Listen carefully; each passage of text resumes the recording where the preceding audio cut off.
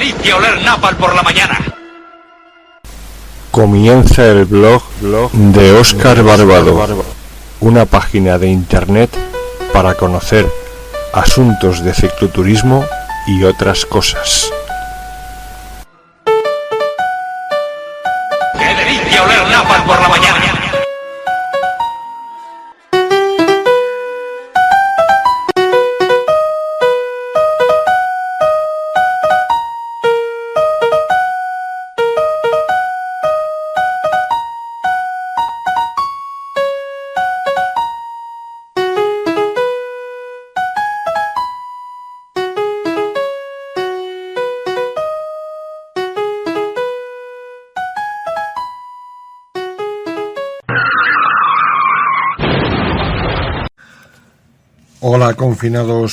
Hola confinados, pues en el nombre del Padre, del Hijo y del Espíritu Santo. Amén.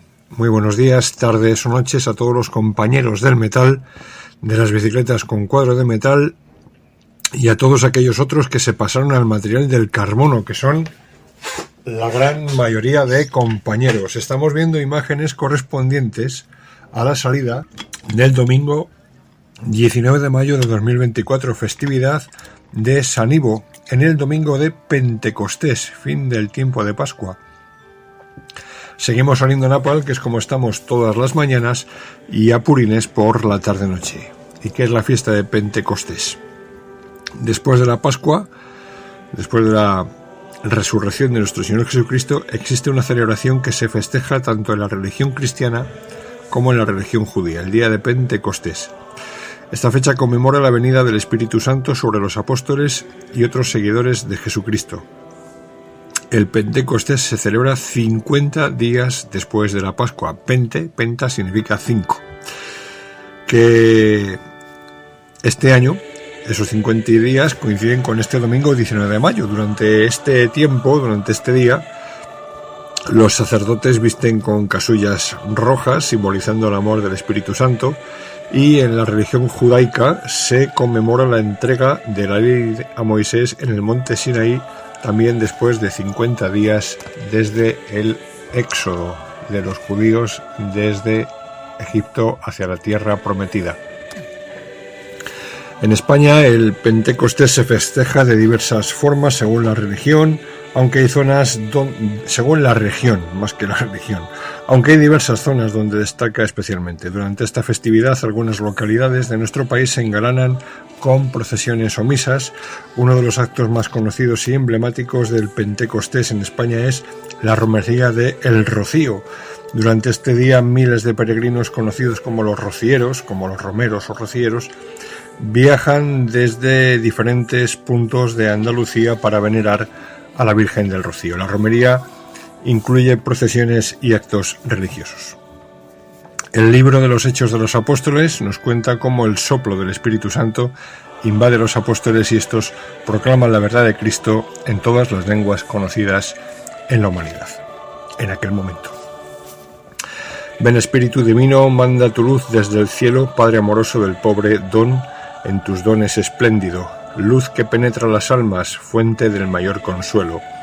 Ven dulce huésped del alma, descanso de nuestro esfuerzo, tregua en el duro trabajo, brisa en las horas de fuego, gozo en la enjuga de lágrimas y reconforta en los duelos. Entra hasta el fondo del alma, divina luz, y enriquécenos. Mira el vacío del hombre, si tú le faltas por dentro, mira el poder del pecado cuando no envías tu aliento. Riega la tierra en sequía, sana el corazón enfermo, lava las manchas, infunde calor de vida en el hielo, doma el espíritu indómito, guía al que tuerce el sendero, reparte tus 7 dones, según la fe de tus siervos. Por tu bondad y tu gracia, dale al esfuerzo su mérito, salva al que busca salvarse, y danos tu gozo eterno. Amén. Saludo especialmente a los ciclistas condenados por el matrimonio y por la paternidad, a todos los cicloturistas hispanoparlantes que nos siguen desde España y desde el resto del mundo, en especial desde Hispanoamérica. Salud y que nos invada el Espíritu Santo.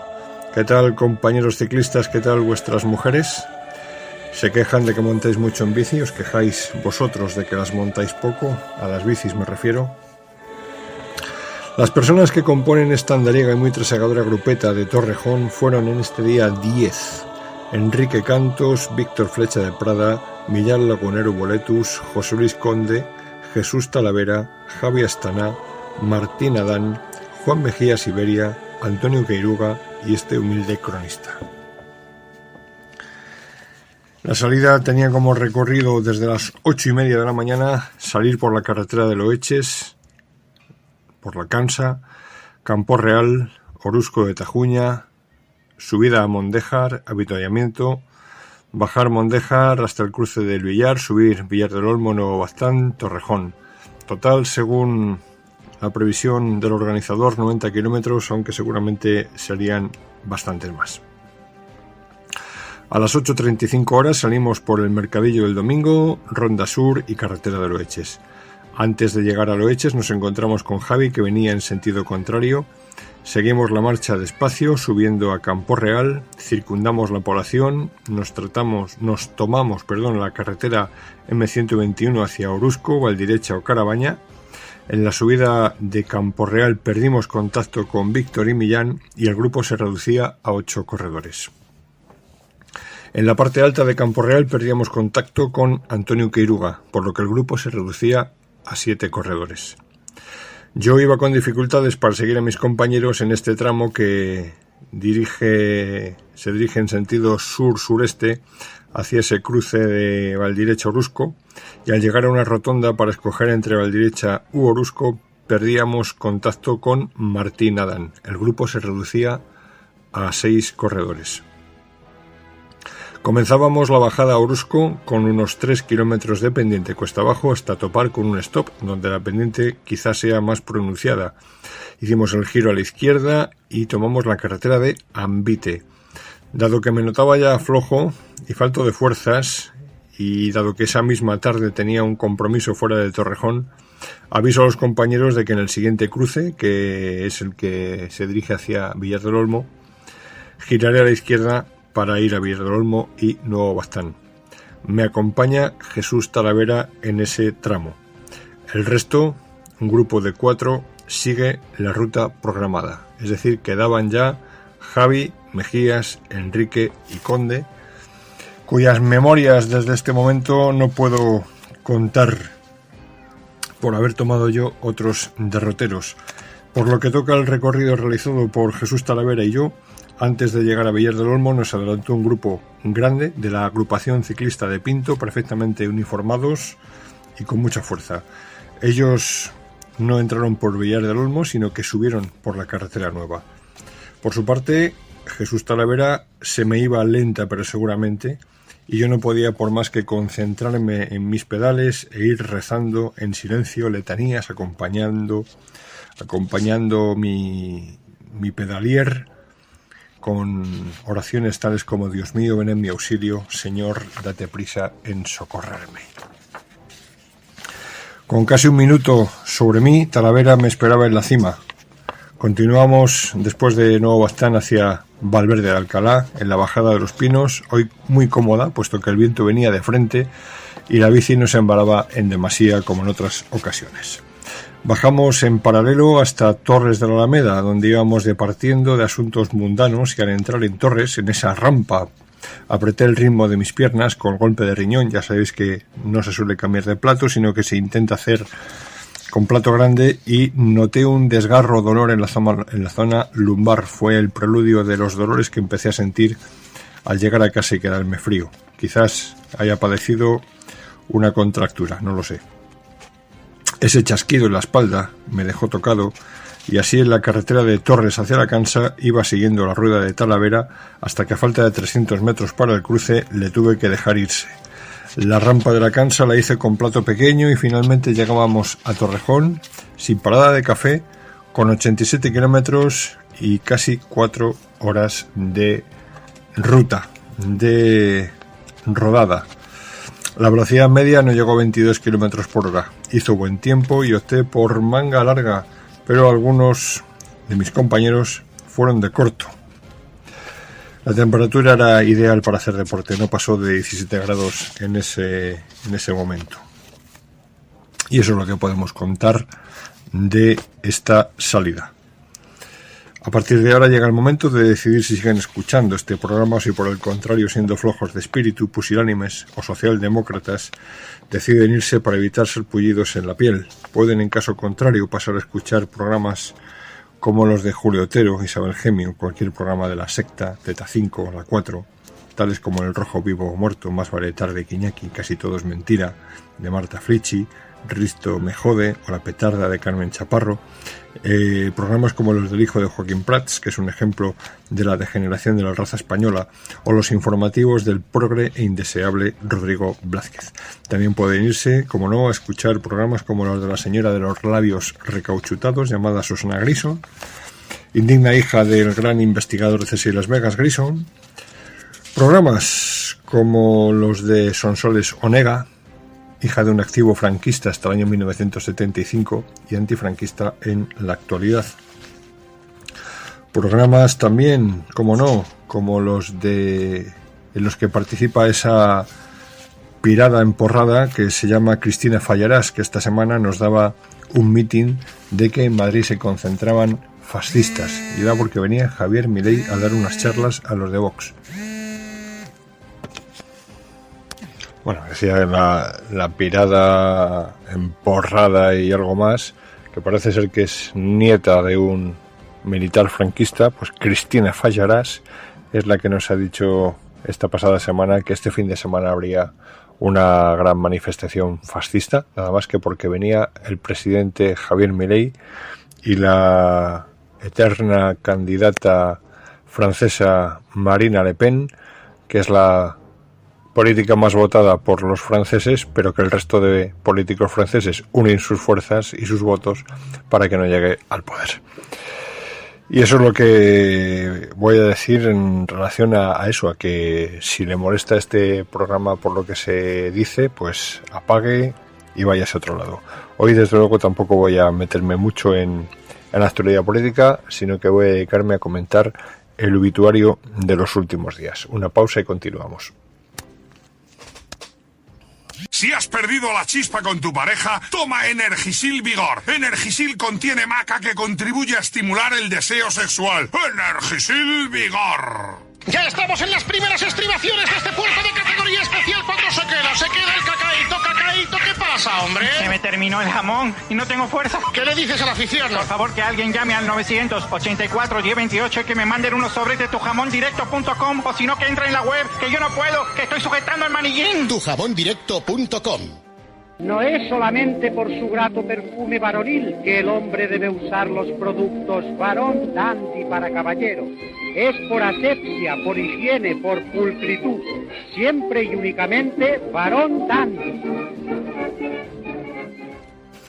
En el asunto del obituario, pues quiero traer a dar conocimiento del fallecimiento de Fernando Suárez el 29 de abril pasado en Madrid a los 90 años de edad. Fernando Suárez fue el último ministro que quedaba con vida de los que se sentaron en la mesa del Consejo de Ministros presidido por Francisco Franco, último ministro de Franco con vida. Fernando Suárez sustituyó a Licinio de la Fuente como vicepresidente tercero y ministro de Trabajo el 5 de marzo de 1975, el mismo año en que fallecía el caudillo, en aquel gobierno que presidía Carlos Arias Navarro. Recordemos que fue asesinado el almirante Carrero en diciembre del 73, preside el gobierno Carlos Arias, ya empieza a oírse el espíritu ese de la transición, el espíritu del 12 de febrero, Franco está ya enfermo y en la renovación de gobierno entra Fernando Suárez. Era catedrático de Derecho del Trabajo, especialidad a la que dedicó toda su vida. Fernando Suárez fue definido por el profesor Álvaro de Diego en un reciente comentario a sus memorias publicadas el pasado año 2023 como referencia en el aperturismo franquista. Y esta apreciación resulta acertadísima y perfectamente contrastable con la lectura de esas memorias que tituló Testigo presencial. En este extenso repaso a toda su trayectoria vital, Suárez muestra la importancia que para la historia de España, tanto en el franquismo como en la posterior transición a la democracia, tuvieron esos políticos que desde muy pronto entendieron que era imposible la continuación del franquismo sin Franco y trabajaron desde dentro del régimen para conseguir el mayor grado de apertura. Este fue sin duda uno de los factores más trascendentes en el éxito del tránsito del régimen de Franco a la democracia, que dicen que tanto asombró al mundo. Afortunadamente, Fernando Suárez tuvo tiempo para bucear en su archivo personal y redactar esas memorias, nada menos que 893 páginas que repasan toda una vida en la que sobresale su carácter leonés, expansivo y franco, de franqueza, pero absolutamente firme en la defensa de sus ideas y del valor de la palabra dada. Mostraba su criterio moderado y abierto por encima de toda prevención, basada en la defensa de sus propios intereses. Su talante conciliador le fue sumamente útil en muchas negociaciones en las que tuvo que someterse a tenor de los importantes cargos que ocupó en la administración y fuera de ella.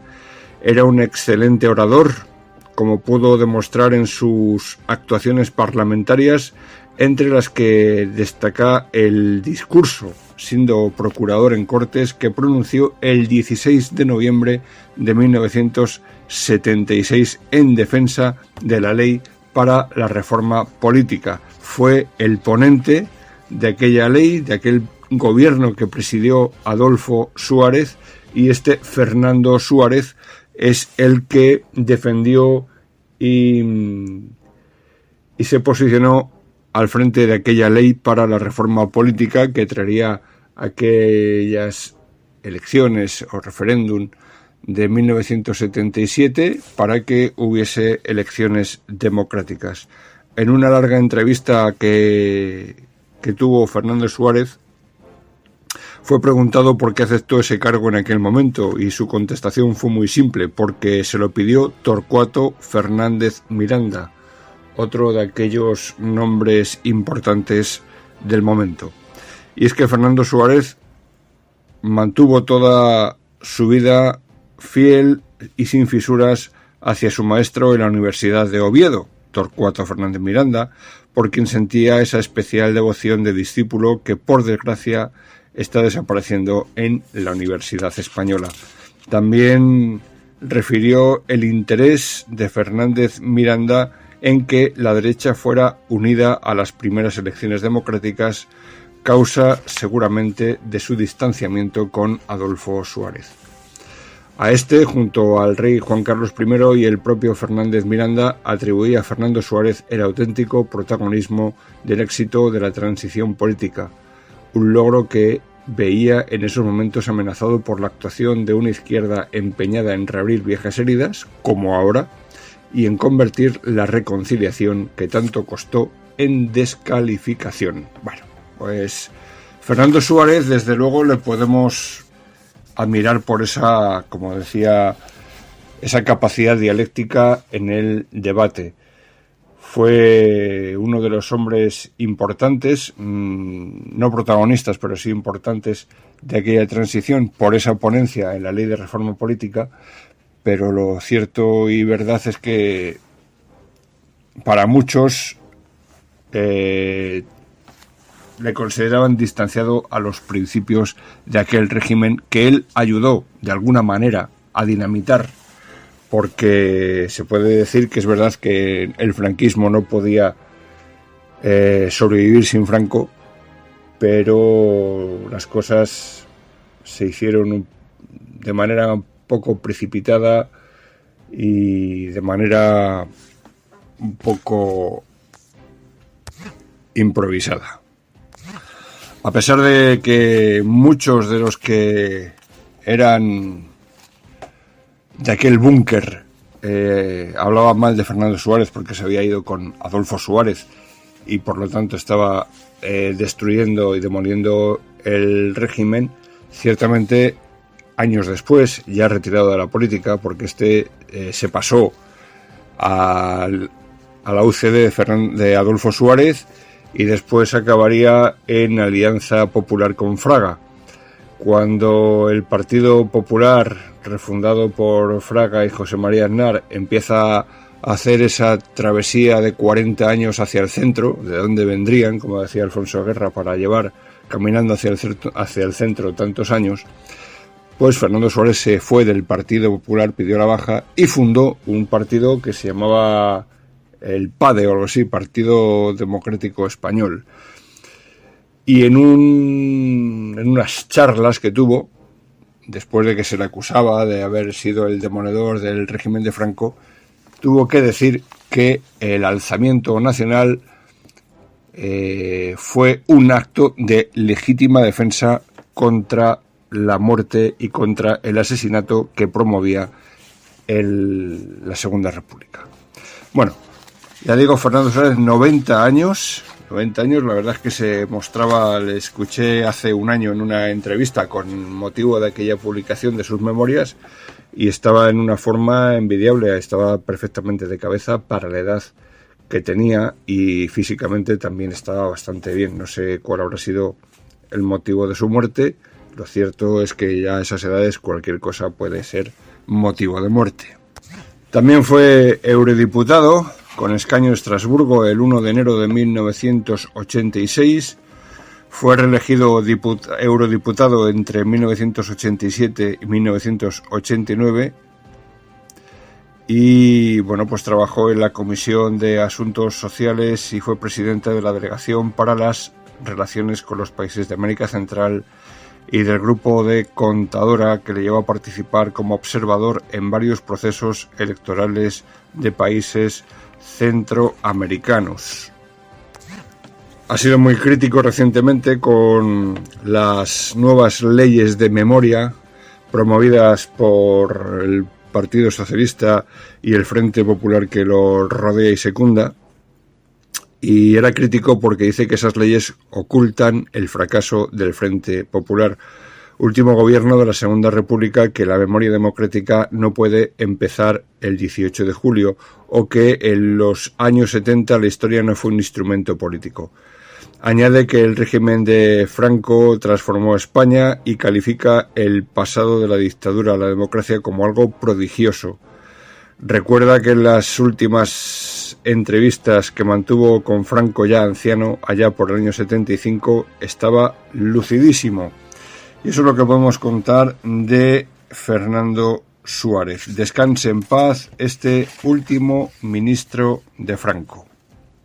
Y si Fernando Suárez falleció a los 90 años el 29 de abril pasado, pues 2 días después, el 1 de mayo, fallecía a los 75 años otra persona relacionada con aquella época, en este caso la periodista Victoria Prego, 75 años, y muy conocida y querida por las personas que hemos estudiado aquel periodo de la transición española, porque esta señora fue periodista de Radio Televisión Española durante toda aquella época y luego ya en los años 90 fue la directora, o al menos puso la voz en off a un documental de varios capítulos que editó Televisión Española titulado precisamente La Transición. Y es importante conocer ese documental por lo que cuenta y también por cómo lo cuenta.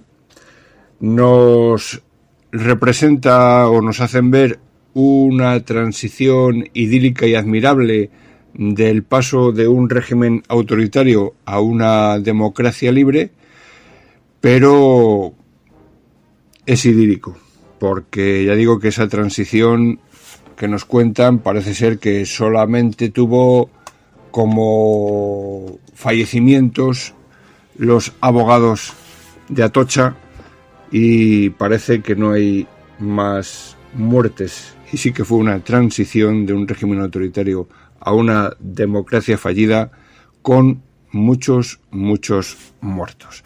Victoria Prego era, ya digo, una señora bastante querida y no creo, o al menos no he oído a nadie hablar mal de ella. Era bastante ecuánime, bastante bien queda también. Nació en Madrid el 11 de noviembre de 1948, era hija de periodista, crítico teatral y dramaturgo Adolfo Prego, que llegó a ser director de la revista Blanco y Negro y recibió el premio Cambra en 1987. Estudió periodismo y ciencias políticas y trabajó en algunos medios como la agencia EFE o en los diarios El Alcázar e Informaciones. Aterrizó en Televisión Española, primero como redactora de la sección de Internacional del telediario de la Segunda Cadena, hasta su marcha a Londres, donde ejerció como corresponsal entre 1977 y 1979. A su vuelta dirigió varios programas en la Segunda Cadena, con Relaciones de la Noche. Empezó a recibir premios como el premio TP de Oro en 1981 por su labor como presentadora y subdirectora al cierre en la Primera Cadena.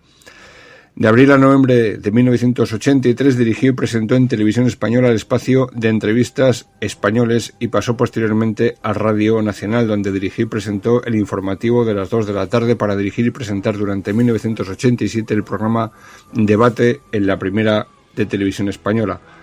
Fue en 1988 cuando, junto al realizador Elías de Andrés, que se convertiría en su segundo marido, antes había estado casada con el periodista Ángel Santa Cruz, con el que tuvo 2 hijos, comenzó la titánica labor documental que supuso Historia de la Transición Española, una serie que serviría de referencia para el resto de historiadores y periodistas que quisieran acercarse a este periodo y que editorialmente no gustó mucho en la cadena pública, que tuvo la serie retenida al menos 2 años y la emisión solamente fue dada en la Segunda Cadena en el verano de 1995.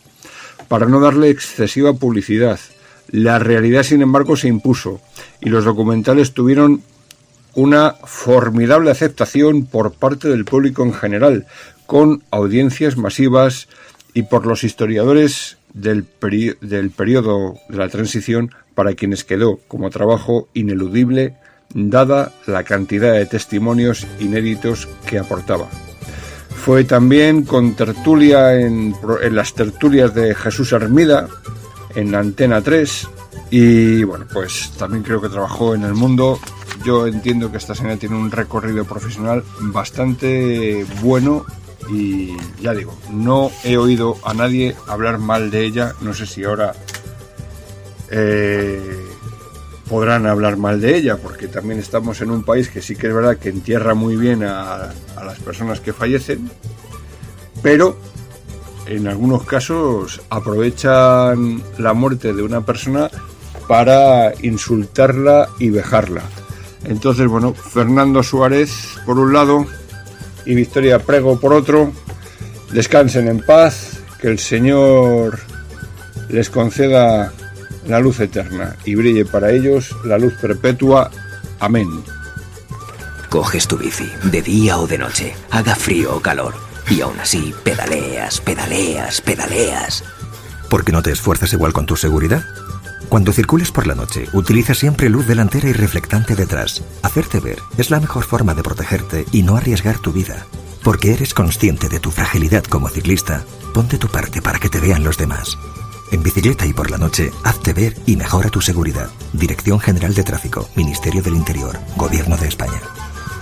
Bueno, pues no hay tiempo para más. Me despido con la esperanza de que en breve vuelva a publicar un vídeo que será señal de que salí en bicicleta con mis compañeros y amigos.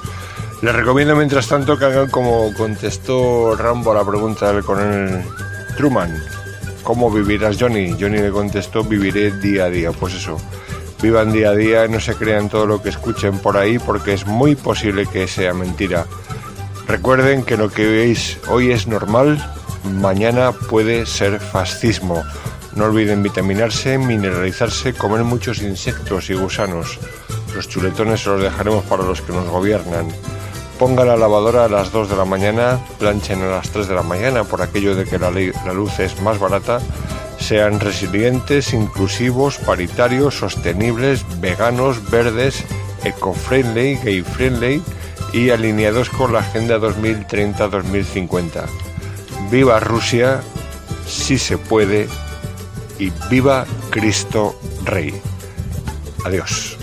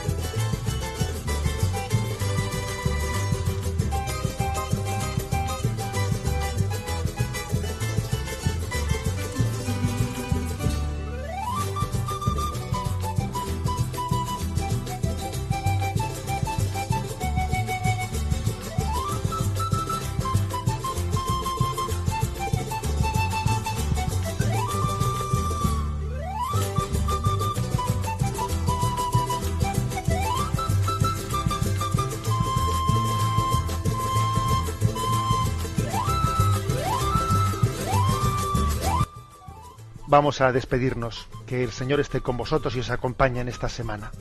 La bendición de Dios Todopoderoso, Padre, Hijo y Espíritu Santo, descienda sobre vosotros. Alabado sea Jesucristo.